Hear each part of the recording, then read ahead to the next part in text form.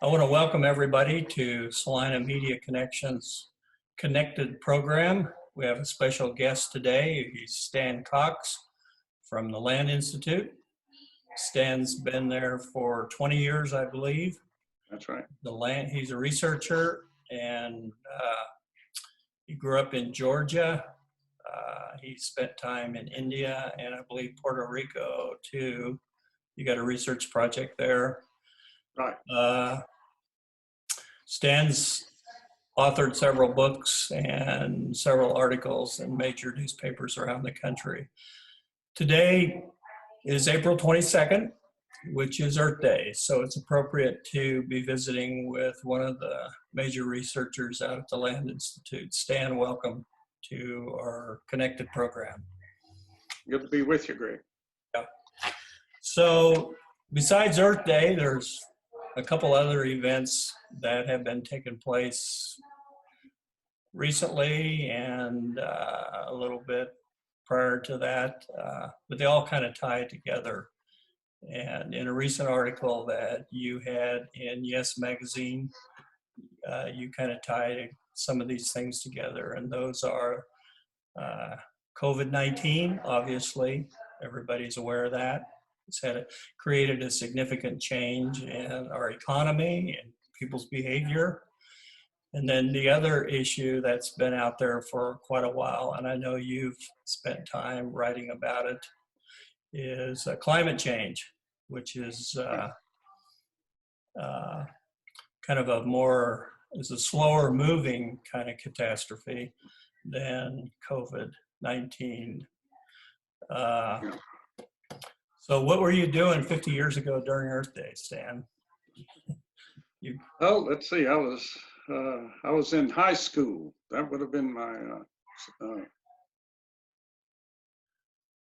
freshman year in high school, I guess. Okay. And at the time I wasn't paying much attention, but although I was reading a lot about environmental issues at that time. Yeah.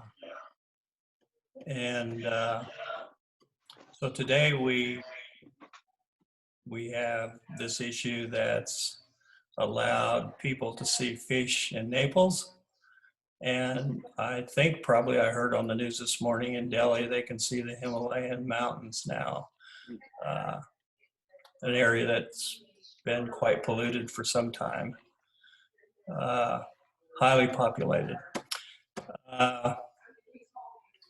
COVID-19, that's part of the topic I want to visit with you a little bit about today. How do you see that impacting people's behavior changes? Well, this pandemic came along at just the time that a book that I've just written was going to press called The Green New Deal and Beyond, and it was about the other emergency you just mentioned, the global climate emergency, which in the book I was arguing, I know this seems like it's very slow moving, but we have dithered around for 30 years on this. And so now we've run out of time.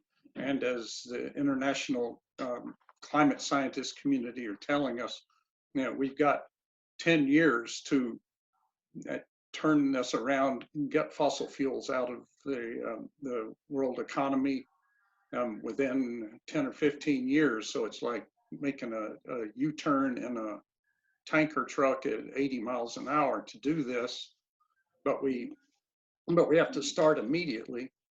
And so just as that was getting printed, another type of emergency came along, which but it was so obvious in this case that immediate action had to be taken that there's no arguing about it. And we have, even without much leadership or coordination from Washington, we as Americans and states and communities have made some really sweeping, dramatic changes, both in our personal lives and the lives of our communities.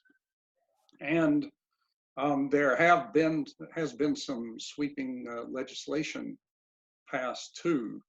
There, and I hope that this will kind of get people more used to the idea that in the case of the global ecological emergency, we're also going to have to make these kind of really dramatic changes. We've shown now that we are actually capable of doing it, and so maybe people won't be quite as scared of doing it. Has it put climate change on the back burner? Have we kind of forgotten about it? Well, from what I'm seeing among people who are climate activists or scholars or people who have been pushing for this all along, they're all kind of saying similar things to what I just said, and saying that it's not a time to take advantage of a very tragic event that's going on here, but to we can learn lessons from it. And one of the main ones is, there's all this talk now about how we're going to open up the economy, and we're going to get everything back to normal. It's going to be back to business as usual, and that's the last thing that we ought to be thinking. Because the old normal is what got us into the situation, both of the pandemic and the climate crisis, that we need to be now thinking how we can build back better, I guess, as you would say, but to not make it all about going back to doing everything the way we used to do it, but how to run our societies and our economies in a way that isn't going to continue to cause global extinction and death of the oceans and all the things that will happen if we just keep going like we're going. Oil prices in May dropped on the May futures contract, $37 a barrel. And Negative. I'm wondering what you think that's going to impact going forward. Well, these economists are saying that that one-day event is in itself was a very freakish thing that in itself isn't going to cause any terrible changes, but it's an indicator of what's going to happen. And that the oil industry will go deeper into crisis. What we have to do, there's all this talk, how are we going to revive the oil industry? And in my my comment was, we need to issue a do not resuscitate order for the oil industry. That if we actually, even all that oil that's in storage now and the reserves that we have, were we to actually burn all of that oil, it would be finished. It would put us over the 1.5 or 2 degrees of warming that is kind of the tipping point that things would really get worse. And so it's all the more gratifying right now that even with gasoline $1.50 a gallon, that people are burning very little gasoline. Electricity consumption is way down. What is it? Like, it's 5% occupancy on airline flights, and there are very few airline flights, and we don't have to look up at contrails all day here in Kansas.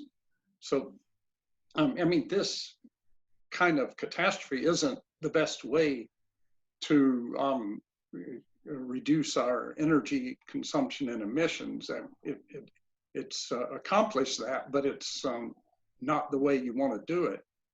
But I hope what it will tell us is that we can do it in a much more orderly and planned way.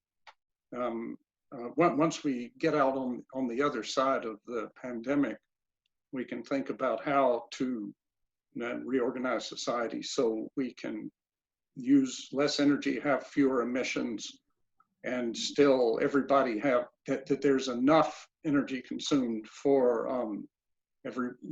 for essential goods and services, and people can have a good standard of living.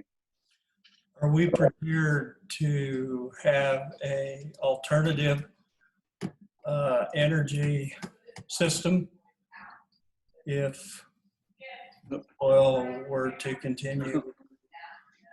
Well, yeah, that's what the.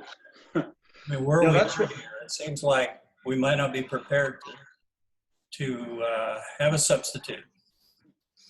Well, that's what the Green New Deal is all about, of course, is to pour the kinds of money that we're throwing at the coronavirus. It would be money on that scale to build up wind and solar energy and green infrastructure and so forth. Now, in the book, the case I make is that obviously we need that. We have to have energy in some form, but from what the research and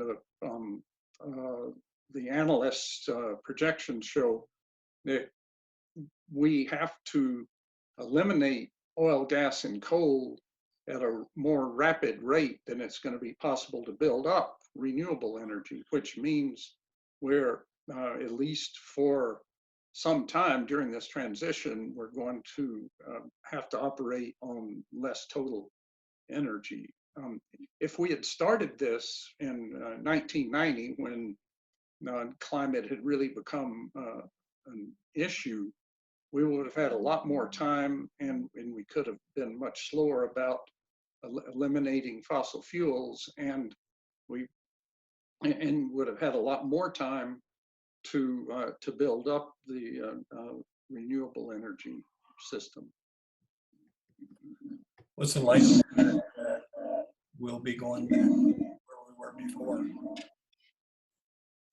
You mean that we'll Energy consumption. energy consumption? I argue in the book, again based on a lot of other people's research, that will, because of all the limits on our ability to capture the much more diffuse energy that comes from the sun and wind, that we really are not going to get back to this continuous flow of 10,000 watts per person that we have now in the United States, that we're going to have to learn to be a lower energy society. And that's not as scary as it seems. You have, if you look at countries that use half as much energy per capita as we do, you have Japan, Switzerland, Slovakia, Slovenia. All those countries have high quality of life. You can even go to a quarter of what we use now. And you have Croatia, Romania, and other countries that in recent years have developed into modern societies with high standards of living. So we're using way more energy than we need to use anyway, and using a lot of it for destructive purposes. If we know, the U.S. military is one of the biggest sources of emissions in the country, and a lot of that is people flying jets around the world all the time, which is a huge consumption of fuel. But there are many other examples of energy that we don't need to be burning. I think I heard on the news that carbon emissions were down 5%.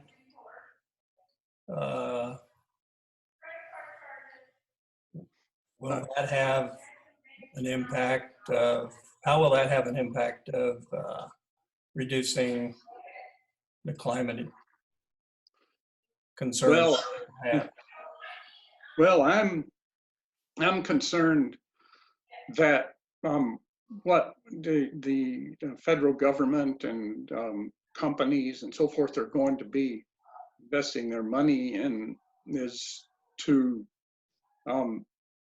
rev up all the same kinds of industries that were thriving before the pandemic, and all in the interest of getting economic growth going again, not necessarily in the interest of seeing that people have a living wage and people have jobs, but simply to get profits going again. And emissions then would pop right back up to where they were before this started. Our emissions have not, they went up, during 2018, which was the last full year that I saw data for, our energy consumption and emissions continued to rise, despite the fact that we've made a lot of improvements in energy efficiency, but because we're trying to produce more and travel more and do, take more cruises and all of these things that we're continuing up until a couple of months ago, we're continuing to use more energy all the time. The Land Institute's been known for its research in food systems. How's this impacting, how do you see this impacting, and the Land Institute see this impacting food uses, food systems in the future? Well, I think it's a horrible tragedy if I'm talking about the deaths of meatpacking workers all over the country, hundreds of them, because they've been forced to continue working in these conditions. If anything could come, good could come out of that, it would be that we, in the industrial meat production, all the way from the feedlot to slaughterhouses to meat packing to retail, the whole thing is exploitative, very energy intensive, and as we see now, it already was a danger to health, and now it's worse. So what we've said all along, and we're developing perennial grain crops, which are, for the most part, are not ready to be grown in production. But in the meantime, if we want to save our soil, emit less carbon, all of these things, there's a lot that can already be done, including an end to the feedlot and animal confinement industries, which would then require a lot less feed grain from row crops.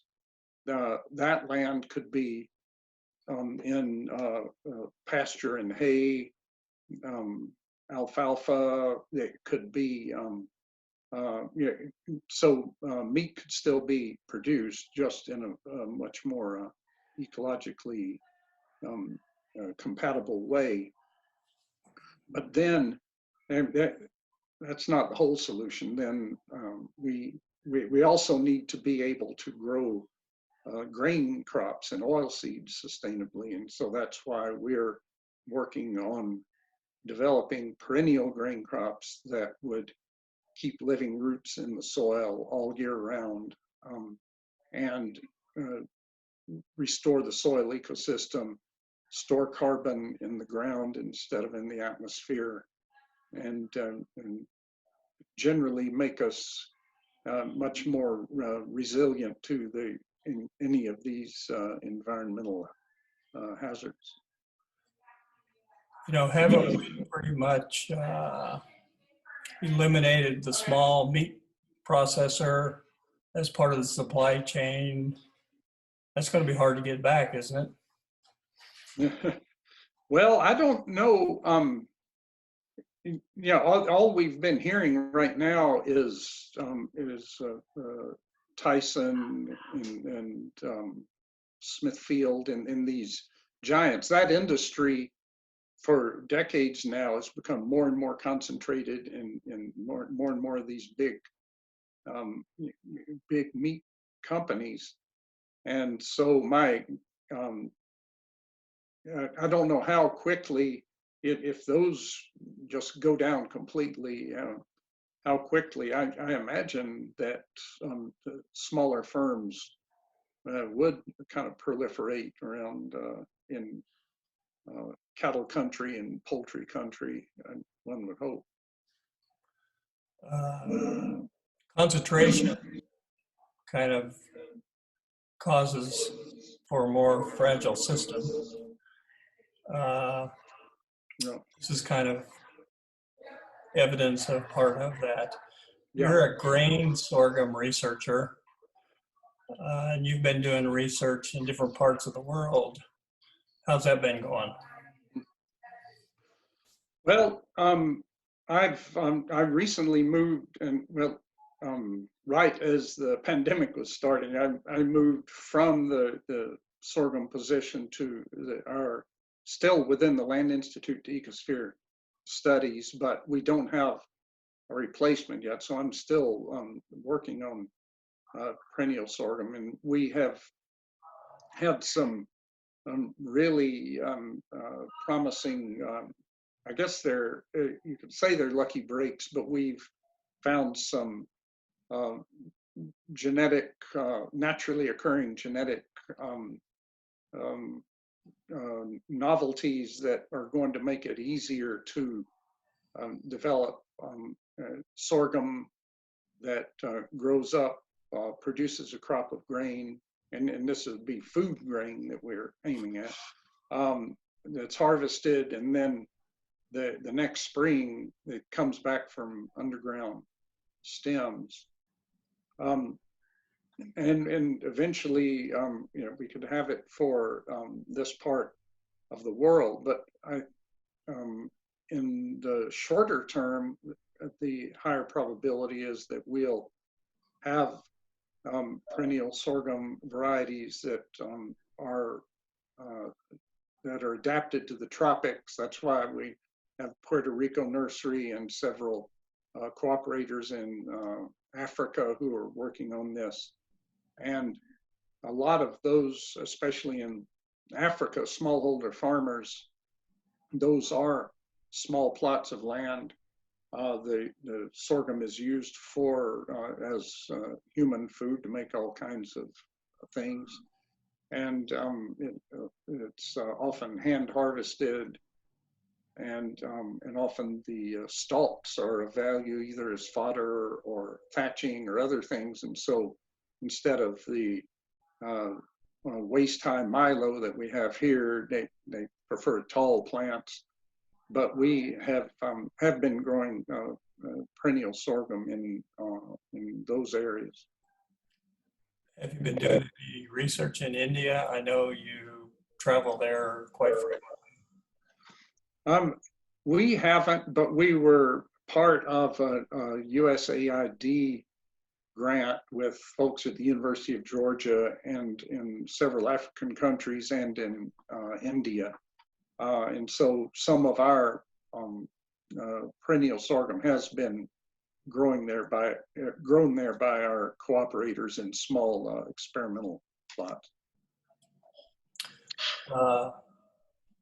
Let's talk a little bit about the Land Institute and what's happening currently or with the employees. Is it business as usual, or what's changed? Well, as you can see, I'm in my home office laundry room here instead of at the office where you normally see me this time of day on a Wednesday. But it's we are all doing as much work as we can from home. In fact, I've also got, you see a bunch of packets of seed here that I'm getting ready for spring planting. But still we have greenhouses full of plants, and we have land preparation to do and maybe laboratory experiments. So we have a schedule in which we are, when we need to go, because under the stay-at-home order, we are ruled an essential service because we work in agriculture and research. So we have a schedule so that for all the different spaces at the Land Institute, and so we have a calendar, and so there are certain hours, for example, that I go to the greenhouse and check on the plants or harvest plants and so forth to minimize the number of times that people are in the same space. And while at work, we're wearing masks, and we're decontaminating door handles and all of that. So far we've been able to do a lot, just about everything we would be doing normally. And now I have to say we've had a lot of Zoom meetings like everybody else. You know, we're on Zoom a lot these days. What are the plans for the fall festival that you usually have? That's still up in the air. It's not being actively prepared for, but if somehow, and I think it would be almost miraculous at this point if it were possible to have it, but we haven't canceled it at this point. But I look at the some of these scientific or research papers that are coming out with their projections of what we're in for, and this is going to be a long haul. We could end up relaxing restrictions. I mean, our society as a whole, then having to go close down again for a while, then peak out and try to go out again. But they're, and it's in the paper today, this thing about the second peak being higher than the first. So I think we're going to be operating under weird circumstances for a while. Yeah. You mentioned earlier that your position had changed a little to EcoSphere Studies. Right. Tell us a little bit about that change. Well, a few years ago, we set up it's not a department, but one branch of what we're doing called EcoSphere Studies. Aubrey Street Krug is the director of that, and Wes Jackson, who was the founder and president of the Land Institute, is now an emeritus, and he is he's in the EcoSphere program as well, doing the kind of work that he's done for a long time. And so now I'm there as well, and we're dealing with, through writing and workshops and cooperative projects with others and so forth, and with our close colleagues at University of Texas and SUNY Cortland in New York, and Middlebury College in Vermont, on really dealing with all of the kinds of issues you and I have been talking about today. Yeah. How does the food system need to evolve? What do we need to do about climate, and also in the broader in ecological emergency, loss of biodiversity, all of these things. Stan, you covered a lot of territory. What questions did I not ask, or information would you like to make a comment about? Well, you covered things pretty well. I think maybe if it bears repeating that we need to think less about getting our old way of life back, and think about what new way of life that we need to be building to deal. It's so that we're ready not only to end the climate emergency, but to deal with the next pandemic, natural disasters. There's a lot of stuff waiting out there, and we need to go back, not go back to what we were just doing, but get back to living more in harmony with the earth.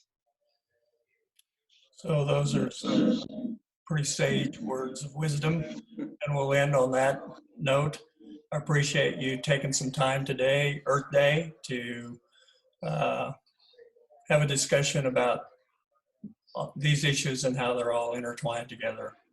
Thank you very much, Stan Cox with the Land Institute. Thank you, Greg. Happy Earth Day. Same to you. And that concludes our show. Stay tuned for another show that we'll be having in the future.